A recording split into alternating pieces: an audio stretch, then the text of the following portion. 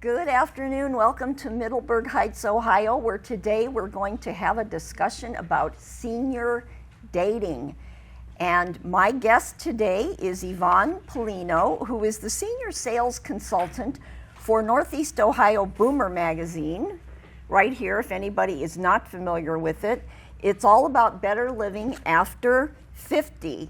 And please check it out if you haven't, because it's extremely informative, very well done. Also, Yvonne is in her 70s. She hails from Pittsburgh, but has lived in Southern California, West Palm Beach, correct? Correct. And then moved to Cleveland 12 years ago, and she'll tell you why in a little bit. But we're going to address the topic of senior dating, which, you know, if you have been living under a rock, you don't know who this guy is. The ABC network is now going to have a Golden Bachelor series, as opposed to what they've had for the last decade or whatever. And I think it's timely because it's about time people realize that older adults are still vibrant and out there, and for whatever reason may want to find a connection with someone else. So I think it's interesting that they chose this gentleman because he almost looks like a male model or a soap opera star or something. So he may not be the norm as what is out there at the moment. But that being said, you know, there's all kinds of people. So what we're going to do, in fact, but here's an interesting background on this gentleman, and it may apply to others. He married his high school sweetheart. They were married for a very long time, and then she passed away, unfortunately, 6 weeks after she retired, and which is very sad. And so he's now kind of open to trying again. And it even said that he's ready to put himself out there and find a love that will stand the test of time in his golden years. So even you might want to ask yourself, would you want to compete with that woman's memory? But again, those are things we can discuss later on.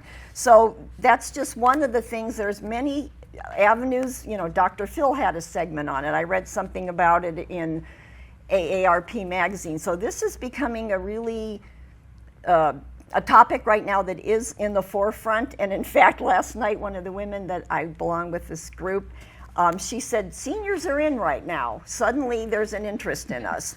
So with that in mind, I'm going to tell you about this lovely woman next to me who is a very vibrant senior. So tell us a little about your background and how you did end up in Cleveland. Okay, that is a good story. Okay. I was born and raised in Pittsburgh, Pennsylvania, and as you mentioned, I have lived in other cities and states. I'm a gypsy of sorts, and I've worked for some major corporations over the years, AT&T, IBM, and really enjoyed all of that. And I've been in sales for over 40 years. So I was in California in, I think it was 2010, working for a friend of mine in Newport Beach, and I just happened to be online. And how many of you stalk Facebook? Okay, I do it. Look for old boyfriends on Facebook. So I did. I was looking for this one who lived in Cleveland, and it had been 40 years since I saw him. So I found him on there, and his profile was, he had a picture of his daughters and his grandchildren, and he said 3 beautiful daughters, beautiful grandchildren, and 2 very wealthy ex-wives. Ooh. And so I wrote him back and said, can I be your 3rd very wealthy ex-wife? So he actually did respond, okay. And he remembered me. So we started communicating. You know, he had been long divorced, and we started communicating again and became friends. And I was still living in Pittsburgh at the time, but then I ended up moving over to Cleveland and living with some friends. The relationship, although it was fun, didn't last very long, so I fell out of love with him and in love with Cleveland. So I stayed in Cleveland for the past 12 years and have been working here and enjoying my friends and having a great time in Cleveland. That's great. Now, years ago, you hosted your own radio talk show about dating, but I don't know how many years back that was, and probably today, the topics would be very different as an older adult than they would have been for younger people. So can you maybe give us some of the contrasts of what you believe you heard back then versus what you would probably hear today? Okay, they really weren't that far apart. Really? Because okay. Most of when I did it, it was about 25 years ago, and most of the people were in their 40s. Oh, okay. Late I didn't 30s, realize they were that early age 40s. group. Okay, Yep. okay. It was Christian radio, so we had to keep it clean. And but yes, we talked about a lot of things. Mostly, I advised them where to go to meet other singles. A lot of the churches had groups that at that time had meetings and events for seniors and singles. And so every Saturday morning I would read, a whole list of where to go to meet other singles. So totally different atmosphere than it is today. Facebook wasn't around. Right, I was going to say none there of wasn't the the internet, social that media there is now that were not around. permeates. And let's face it, back in the day, even prior to 25, 30 years ago, we would meet people via friends and family and going to family events. Or work, or some social club you might have been involved with, or social activity. gatherings, right. So that's how it was back then, a totally different atmosphere today. But the show ended up turning into a therapy call-in talk show. Because we had more people calling in and wanting advice on codependency, relationships, divorce. Okay. So. And, even back then, divorce wasn't at the rate that it is now. I think I recall saying it was like 30% back then, and today it's over 50%. So very, very high different. percentage in the senior community, which we'll get to down the Yes, road. and I have some statistics on that as well. Yeah. Maybe we should define what constitutes a senior these days, because you made a real good definition of that. So would you like Yes. to share that with us? Absolutely. Working for Boomer Magazine, we discovered that a lot of seniors do not like to be called seniors. Yes. They don't even like to be called boomers, Right. which is the name of our magazine. They prefer, and the new politically correct term, which I hear from a lot of my clients, like Greater Cleveland Volunteers and other groups like that, is older adults. So that's the definition or the terminology. And even that one, I'm not sure how I feel about that term either. I think somebody needs to come up with a new, fresh term. Because some of them can be almost a little patronizing, but Right. But yeah. So a senior is somebody who's over a particular age group, and Right. there you go. Okay. Getting back to the sites, what are some of the better online sites that you've discovered or that you would suggest people go to?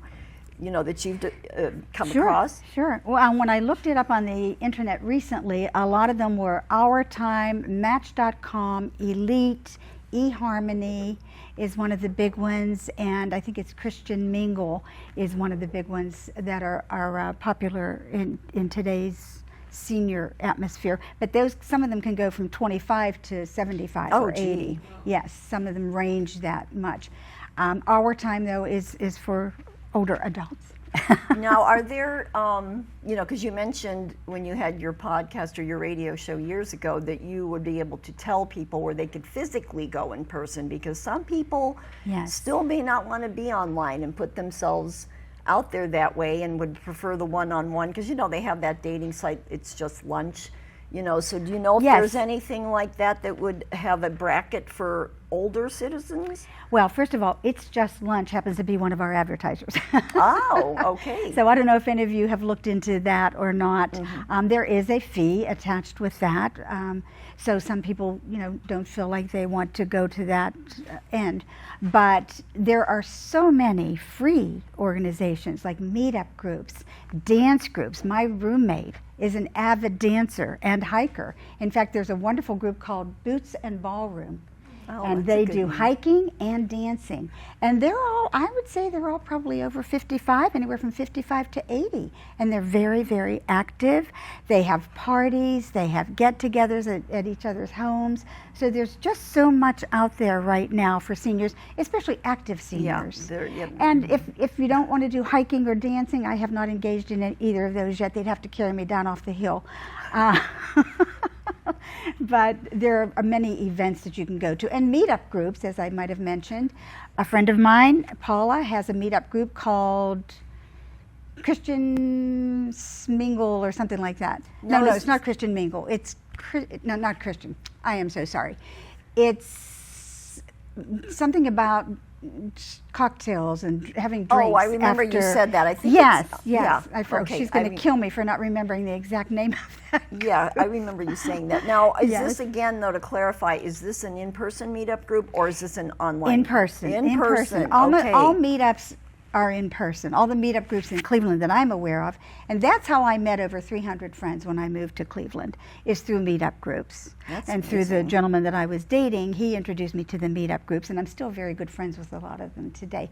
And meetup groups is not just to meet somebody for dating.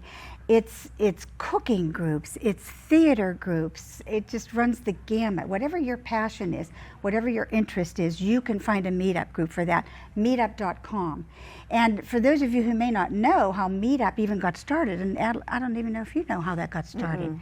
After 9/11, people were afraid to go out, especially in New York. So a couple of men and women started sending out emails to their friends and saying, hey, we're meeting up at Joe's Bar or, you know, some restaurant or something.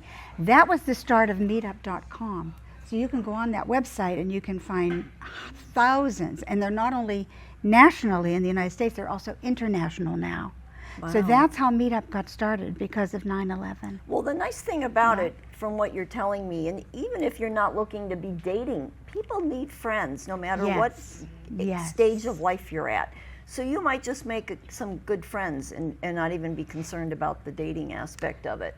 So I think that's a nice way for people to get out, and it's a structured group, so you know that there's nothing shady about it, you know, Exactly. hopefully that kind of thing. Because I was going to say, what information have you drawn from researching online dating sites? Because, you know, we talked about how a lot of people feel very adamant about doing background checks on people. So do you want to get into that a little bit?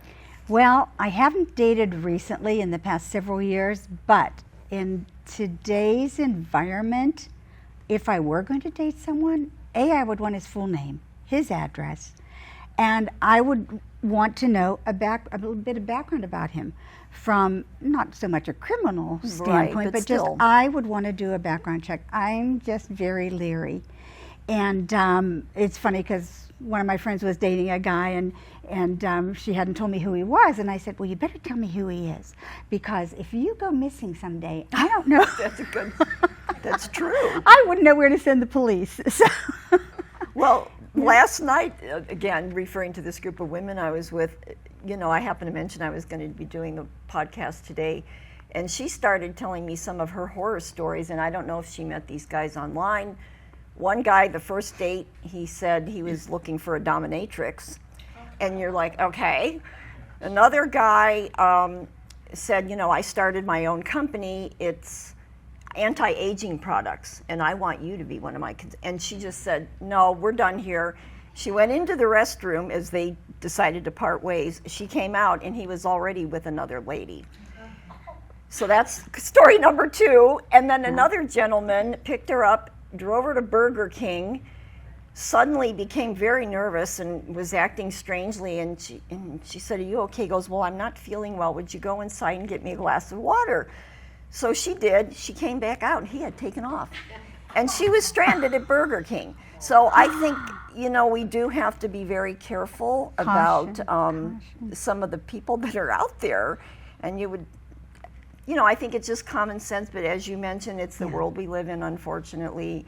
I think just a little bit of caution or some research or whatever would help. absolutely, do some background. And, you know, it's okay to check them out on Facebook or other social media sites. I mean, I do that. And if they're on their sites, those are public sites.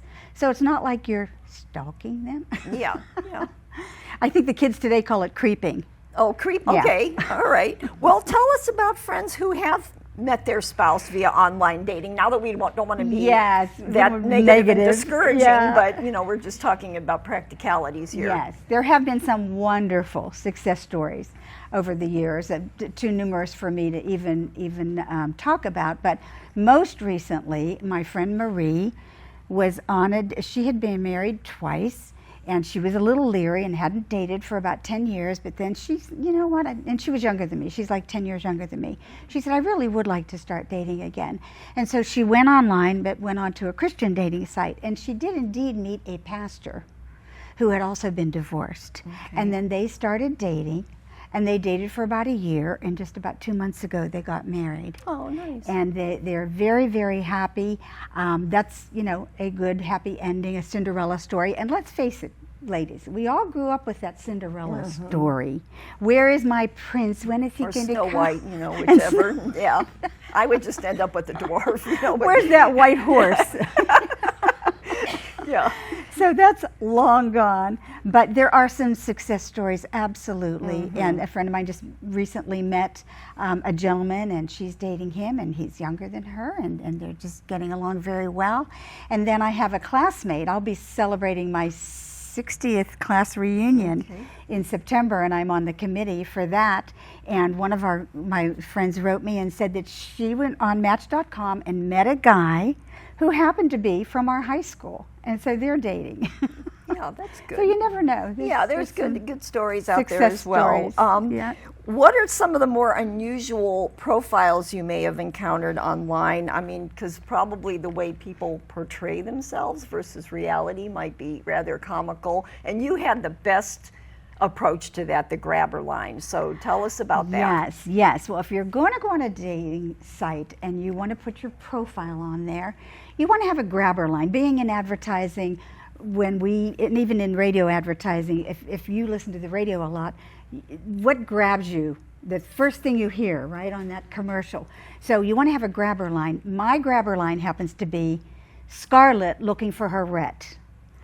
So Or if you would do today, after what happened this weekend at the movies, I'm your Barbie, are you my Ken? Oh, that's a You great know, one. So That's a great one. Yes, yes. Yeah, Go with the times. Yes, yes. exactly. So there are a lot of crazy things that people put out there. I did print out one of them. I had a whole slew that I printed out over the years because they were so wild and crazy, and I'm hoping to write a book at some point, which we can talk about later. But this gentleman said his profile name was Mr. Perfect 1. And he goes, "Hello, fellow anglers." He was on the fishing site. Okay. Plenty of fish. Plenty of fish. Okay. He says, "Before I get started, let me just say that I have no interest in spending an eternity messaging back and forth. If you have no interest in speaking via the telephone within a reasonable period of time, that tells me you lack social skills, are addicted to the internet, and somewhat dysfunctional, Wow. and aren't actually serious about developing a new friendship. So don't waste my time." I mean, that's just one of many. But being an angler, he could say something about, "Are you the worm that I'm gonna, catch, yeah, I don't know. used to catch a big fish or whatever. Yeah, Yes. exactly.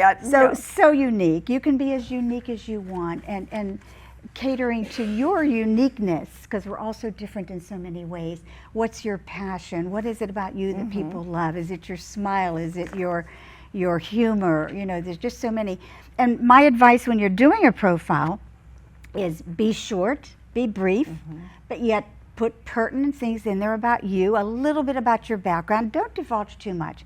You can always do that when you meet the person or when you talk to them on the phone. And I highly advise talking to the person on the phone first before you meet them face to face. And we were talking about the safety in meeting in a public place.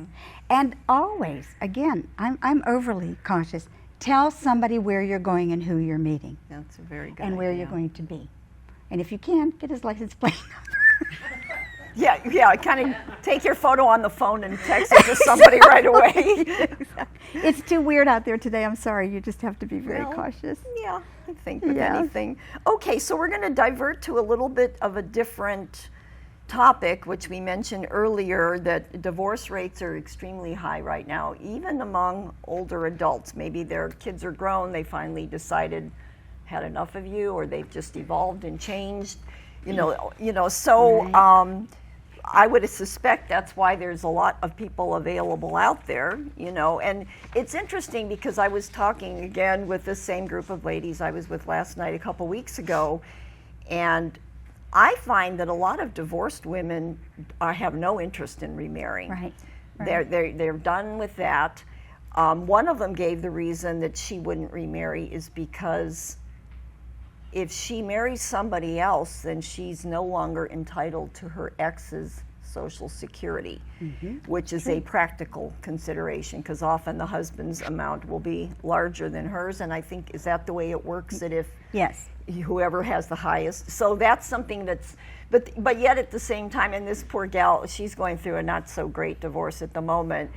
And so I said, well, are you done with marriage? And she said, no, I still believe in love, and I hope that I can find it again. Great. So do you want to elaborate on that topic of divorce? Because even Dr. Phil had, I was watching a couple weeks ago, and they just happened to have a segment within the hour, and they called it silver splitters, is what they were referring to, the older adults. I haven't heard that term. Yeah. So, but one guy made a really good comment that I liked.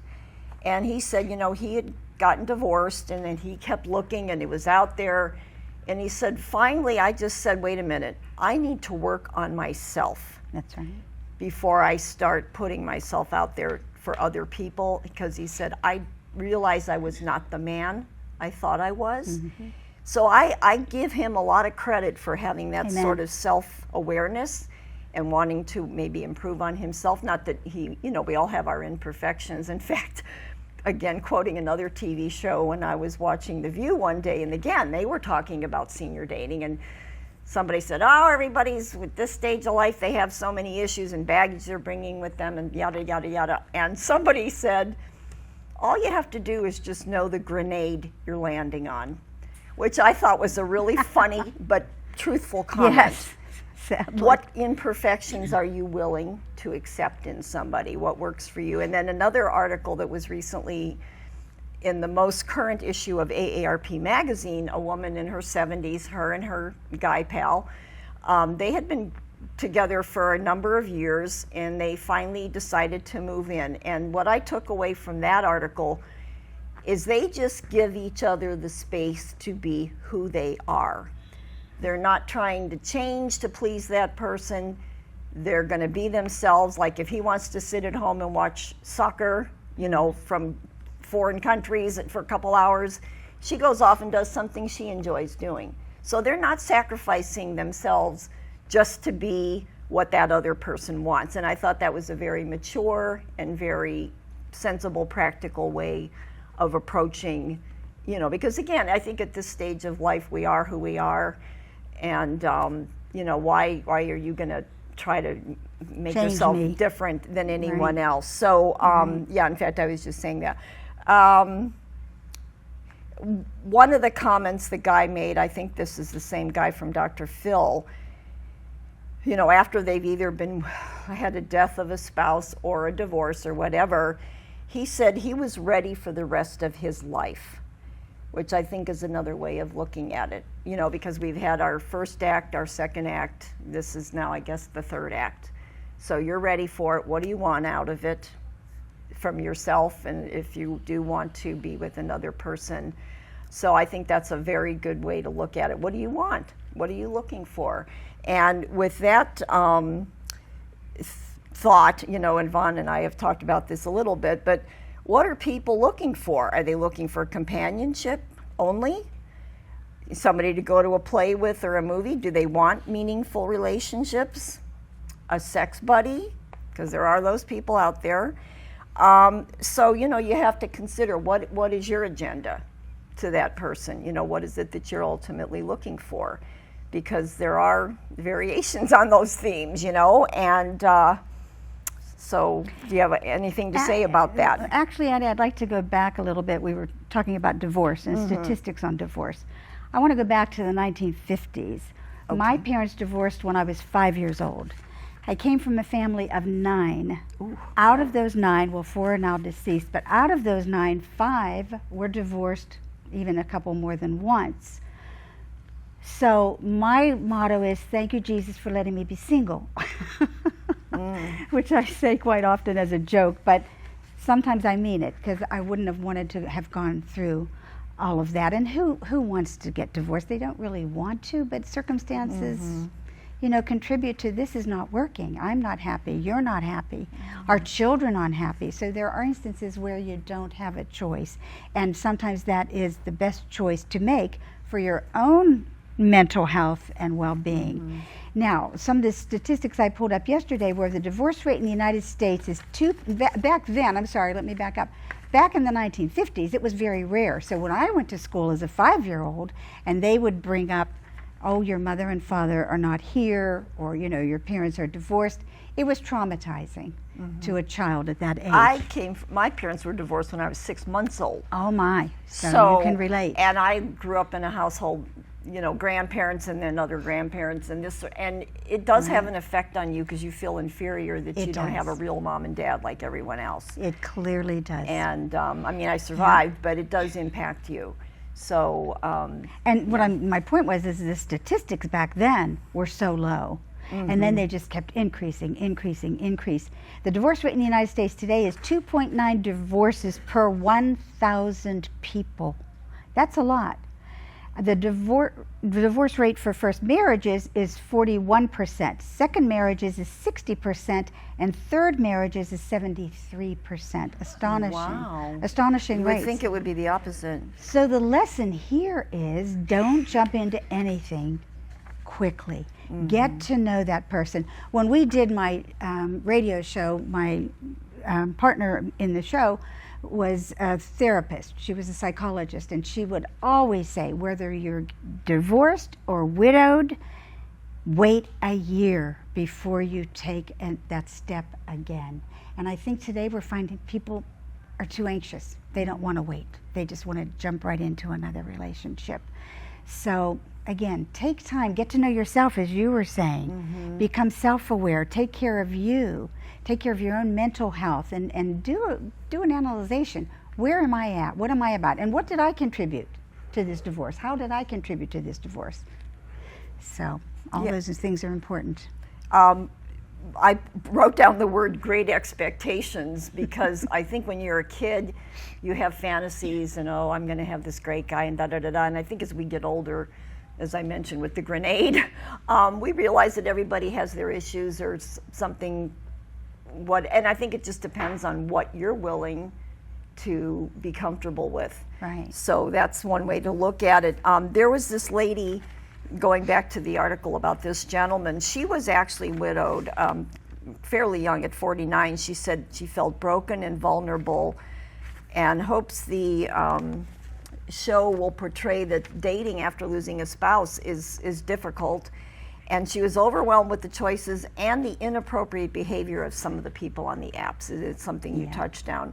And she began her own app, Chapter 2, a community for widows and widowers that promotes dating but also friendship. Awesome. So again, it's just, there's many examples of people who have either by choice or unfortunate circumstances end up, not having a partner and would like one. So let's move down to,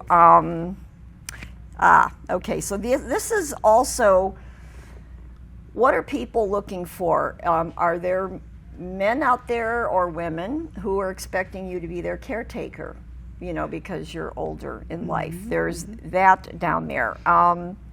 You have to be careful of dating scams, because how many times do you see on the news channels about vulnerable women looking for love, and some guy on the internet, who's over in a foreign country is coaxing them into sending money abroad or whatever. So I think you also have to be careful of that. Absolutely. So is a guy preying on a woman and her vulnerabilities, or is a woman looking for a sugar daddy, or at this stage a sugar grandpa, whatever it might be, but somebody who they're going to take advantage of financially, because that is a possibility. So Addie, I'd like to interject an email that I got yesterday, if I may. Yeah. From a Nigerian lawyer who said, one of my relatives left me $39 million. So I'm looking forward to collecting.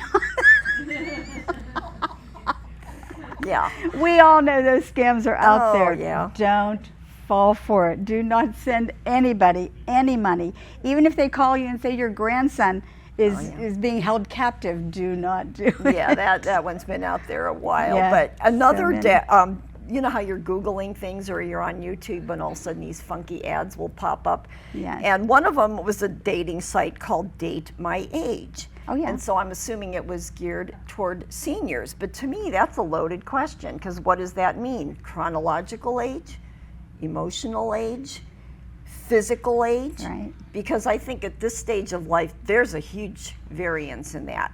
So when somebody shows up, are they going to be as physically active and out there doing all kinds of things, or they just sort of mellow and want somebody to keep them company and cook them dinner or whatever? So at this stage, I think that's also a consideration for, you know, what, you know, you might be the exact same age, but you're A lot going of to be different, right, because I right. live in a senior facility and there are the gamut of seniorness. So yeah, just that's another thing to think about.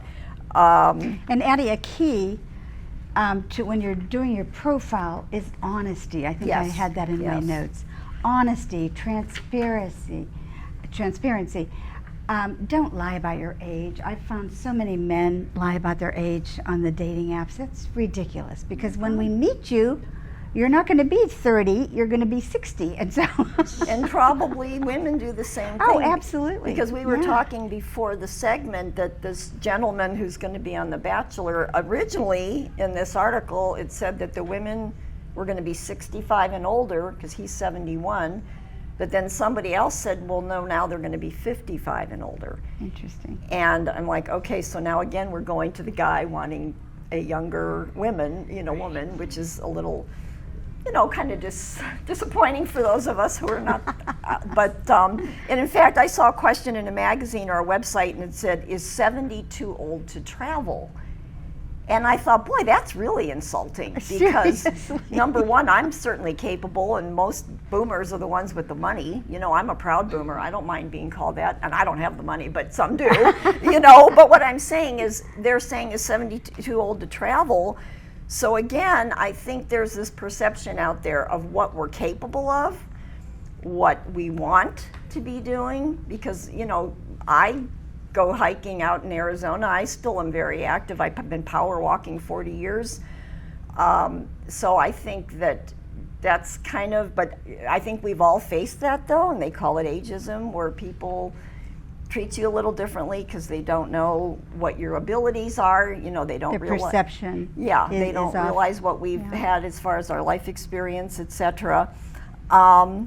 In fact, how we're portrayed, I don't know how many of you go to the Cleveland International Film Festival. I'm a huge fan because I'm a film buff. And there was a movie this year that actually won a prize at the festival at the end of and it was called My Sailor, My Love. And it was about a mature romantic relationship. These people, I think, were in their 70s.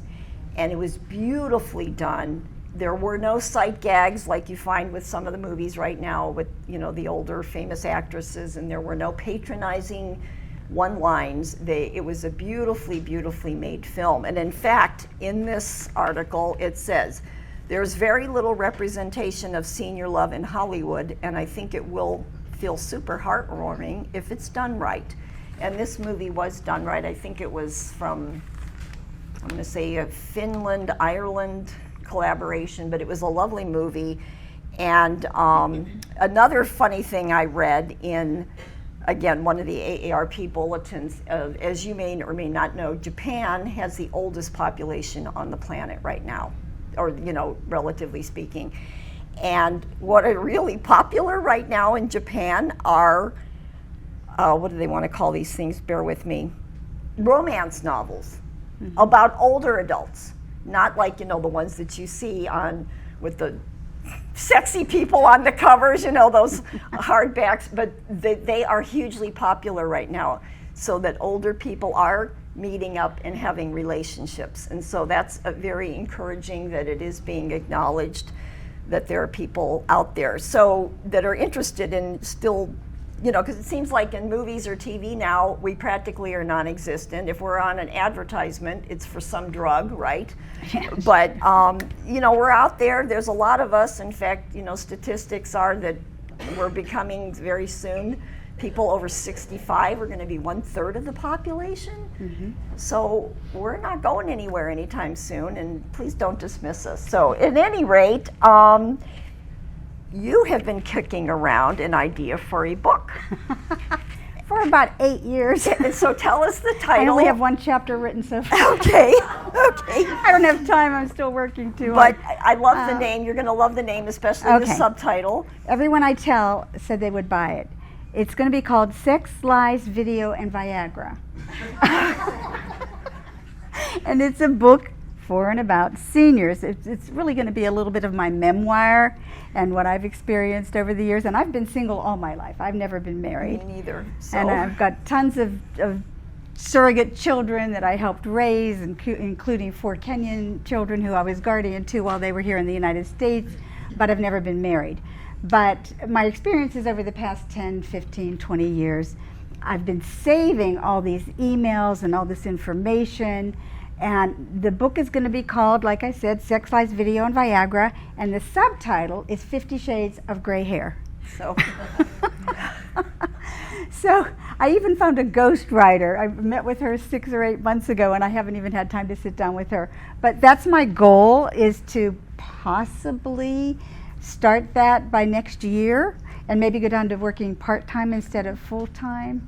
But I do love my job, and I enjoy what I'm doing. And what is the target demographic you're going to be veering this toward? For that book? Yeah. Actually, it's going to be geared to the 55 plus, but I have so many younger people who are saying that they would read it if and when I get it finished. Okay. So. All right. Well, we had some hesitancy about showing you this article that was in the Plain Dealer recently. So it's just about a gentleman. It says, I'm in my 70s and still carry a condom in my wallet. Is that reasonable or ridiculous? So it's kind of funny, but at the same time, there's actually some seriousness to it. Because you know, if you want to, I can let you read this afterward. But anyway, it's cute. So I mean, it's just one more thing that goes along with this topic, because there are those people out there. I mean, as I mentioned, I live in a senior facility, and I was approached by a gentleman, and I did some asking around, and I think he just had one thing on his mind. And it's like, no, you know, in fact, if you ever saw that movie Clueless, you know, a couple decades ago, and what was the key phrase from that movie? As if. You know, I'm like, no way, you know. But again, there's all kinds of people out there with all kinds of motives. Agendas. Yeah. So just buyer beware, I guess, would be the... Exactly. But, you know, we don't want to seem cynical, because there are good people who do have good intentions. And again, you just have to use common sense. And like she said, approach it from just a little bit of caution, but open your heart at the same time. And Addie, let me just interject here, and it doesn't always have to be about male-female relationships. Yeah. Female friends, male having friends, are also very, very important today, especially at our age. Yes. You know, the older you get, the male-female thing doesn't become as important as having friends around you and a support group around you to help you in times of need. Well, and you even stated in your outline that loneliness is a big issue with loneliness older adults. is one of the biggest issues. Yes. I read that recently from one of my clients. Yeah. Is the biggest issue among seniors today is loneliness, isolation, and especially during COVID, so many people were isolated. And even after COVID lifted, they still became very afraid to go out. So relationships in general are key, whether they're male-female or female-female, and vice versa.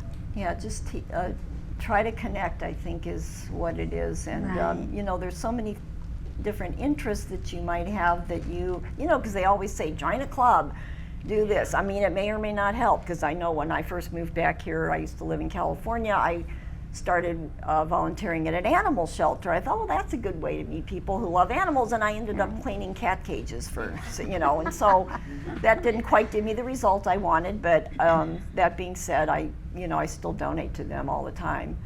But yeah, so anyway, I think if you're done and I'm done, we can start getting questions or comments from the audience, because we would love to hear what you have to say. I don't have a question, but you mentioned this lady that was on her husband's Social Security. Oh, Or, well, she wasn't yet, but what I've been told, and I could be wrong, is that a woman is eligible for her spouse's, or vice versa, I suppose, Social Security. So if he were to die first and his Social Security is more money, she will assume his payments. And a lot of women don't want to give that option up or that potential. Plus hers, so she gets. Pardon me? She gets Hers as well. Oh, well then heck yeah. I mean, that's what I was going to mention, because I am on my husband's Social Security. Okay. And 12 years ago, I was thinking maybe I was going to get married. That went down the drain. And somebody told me, said, well, you would lose your Social Security if you married. So I thought, well, it would be something that I would like to know in case I ever did. yeah. And I went to the Social Security office up here on Pearl Road. Good for you. And I inquired, and he said 65 or older, you do not lose that. And I said, well, that's different from what I'm being told. He said, would you like that in writing? And I said, I would. And he gave me a copy of it and highlighted it, that at 65 or older, you do not have to give up your husband's Good. Social Security. Good to know. And of course, seeking financial advice from a financial advisor when you're in that kind of situation, if you're contemplating getting married again, you really, prenup, postnup, ladies, Oh, cover your butt. and you made a really good Yep. comment earlier about some people have worked very hard for what they've earned, and they don't want to right. end up sharing it with somebody else at this stage of their lives. Exactly. They want to make sure they've Exactly. got it for themselves. I mean, not that you're not being cruel, but you don't want somebody else taking advantage of your. Right, Yes. because if you have children, you want to leave it to your children. So again, the word is caution. Do your due diligence, talk to a financial advisor, talk to your pastor, but get advice. Yeah. Anyone else have a comment, a funny story to share, or from somebody you knew? Because I'm sure there's all kinds of. They could do a sitcom about funny dating Exactly. scenarios. Sure, that's coming, Addie. Yeah, probably will. Yeah, probably will. But Maybe we'll be in it. there you go. Any Maybe other I'll be the questions? golden bachelorette. No. Any questions about Boomer Magazine? Or any of you reading Boomer Magazine? Are you familiar with it? Oh, it's I excellent. know Steve carries them here. Are they out in the corridor? Yeah, so make sure you pick up a copy if you're not familiar with it. How many of you have ever been to a Boomer Bash? Couple here, okay.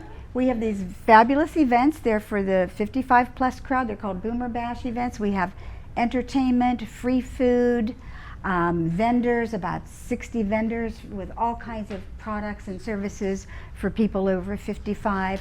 Our next one is in Aurora, which is a little bit far from you here, but y'all can take a bus trip. Maybe Steve can take a bus trip.